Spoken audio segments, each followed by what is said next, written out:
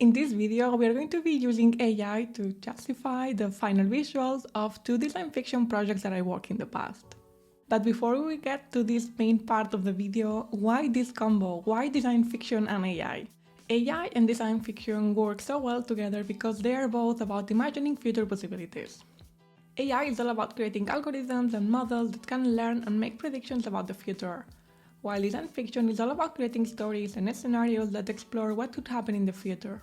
And if you're new to the channel, hi, I'm Martina, and in this channel we cover topics related to innovation, creativity, and the future of technology. Mainly because my background is in graphic design and advanced interaction, and I work as interaction designer for BMW, I work as design manager for a Web3 company, and I run a newsletter that is called Augmented Reality, where I cover topics related to augmented reality, virtual reality, AI, and much more. So if you're interested, the link is in the description. So how are we going to be structuring today's video? We're going to be starting with the more theoretical part at the beginning, so I'm going to be talking about what design fiction is, briefly. Then I'm also briefly going to show you two of my design fiction projects, and then I'm going to be using AI to make those design fiction projects visually more interesting. So what is design fiction? Design fiction is a genre of speculative fiction that explores the potential consequences of new technologies. It is often used to raise awareness of the potential risk of new technologies, or to explore the social and ethical implications of their use. It can also be used to communicate complex ideas and to engage people into critical thinking about the future. The main representatives of design fiction are Anthony Dunn and Fiona Raby, who, as it says in their website, use design as a medium to stimulate discussion and debate among designers, industry, and the public about the social, cultural, and ethical implications of existing and emerging technologies. But my main favorite personal reference ever is always going to be Black Mirror, especially these two episodes, 15 Million Married, which is season 1, episode 2, Masterpiece, and Nosedive, season 3, episode 1, Sublime Masterpiece. This is my favorite one. I just love it. I love the aesthetic, I love the concept, I love the criticism. Nosedive especially inspired my design degree project, so we are going to be getting into that now. Design fiction projects I made. Okay, so the first one, my design degree project. The context is year 2017. We are getting used to Instagram travel influencers going on vacation to get viral. And we're also hearing a lot about this space race between SpaceX and Blue Origin, also NASA, to get humans to Mars. I thought about making a satire about all these influencers traveling to Mars, not to enjoy one of the main discoveries of mankind, but to get viral online.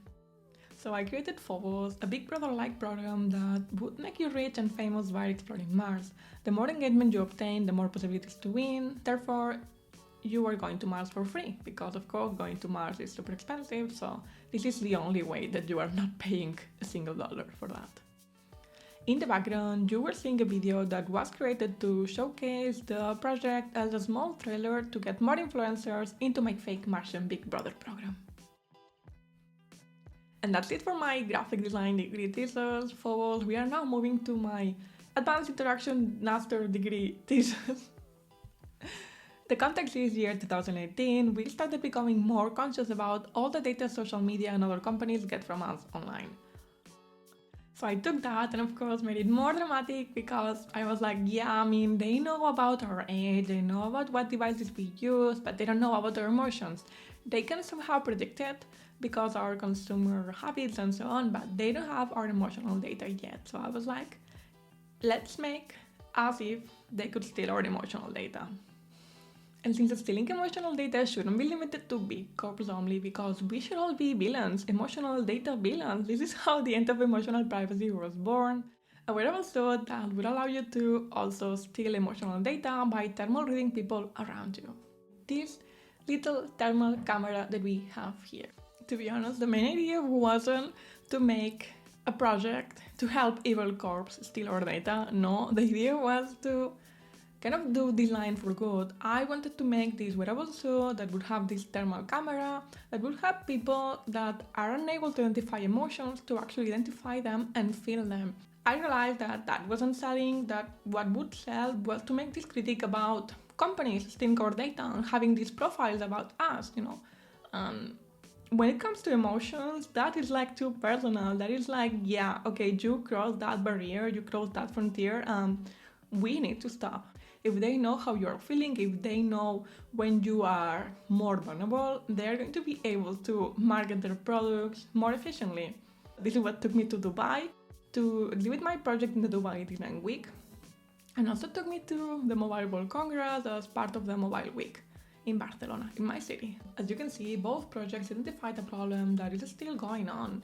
Social media fakeness. I think now we are in this, maybe like the top of that, like the most critical moment of that. Like, I've seen so many TikToks about well-trained boyfriends versus not well-trained boyfriends, and this is just, a reflection of how sometimes you are just traveling to get engagement, to get views, to get likes, and exactly as what I wanted to transmit with Phobos, with this satire about people going to Mars just to get viral. And the other one about this privacy concern. We are now more and more aware about how companies know everything about us. They know our name, they know our location, they know what device we're using, when we're using it, what we're buying, what we're Googling, what we're watching. They know everything. And I'm sure that they know when we are in a good mood, when we're in a bad mood, when we want to buy this kind of product, when we want to buy the other kind of product. I just feel that if they were able to really know our emotions, then this would be like the money bomb for them. Okay, now that you know about my design fiction project, let's bring AI and design fiction.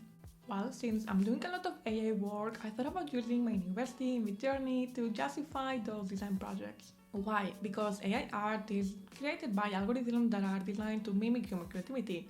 We talk about this in other videos, I'm just going to be putting the link in there. This means that AI art often have like this surreal, dreamlike quality added to it, which is perfect to set the tone for design fiction pieces. Okay, so for the Mars project, Phobos, the social media critique one, I use this prompt. A photorealistic, octane, Unreal Engine render of a female famous influencer dressed in high couture robes and helmet with crystal clear screen LEDs while exploring Mars.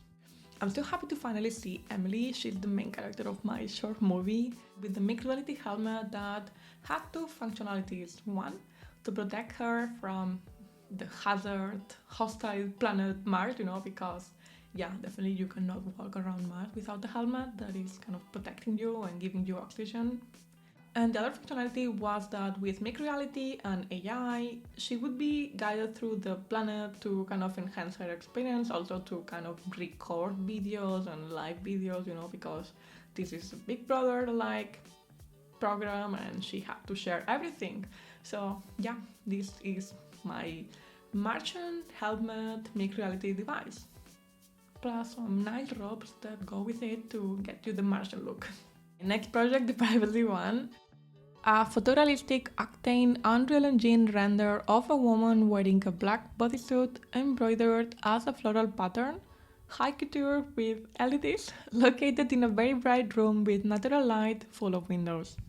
Okay, it took me many efforts and it definitely ignored the natural light, room full of windows, none of that. It's just super dark, but I love it anyway. It's so pretty, it's so elegant, I don't know, I love it.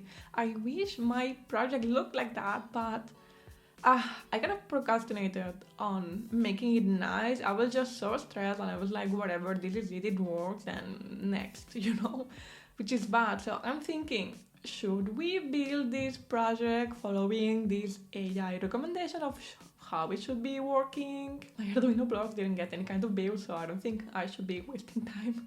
Or maybe, yeah, you tell me, but I don't think so. Anyway, I made this video as a way to kind of help me get all these ideas that we get, all these creative, amazing ideas that we get that we never get to build because we don't think that we are good enough with, 3D modeling or coding or designing, and we are like, yeah, another idea that is just going to be going to my graveyard of ideas that I will never build.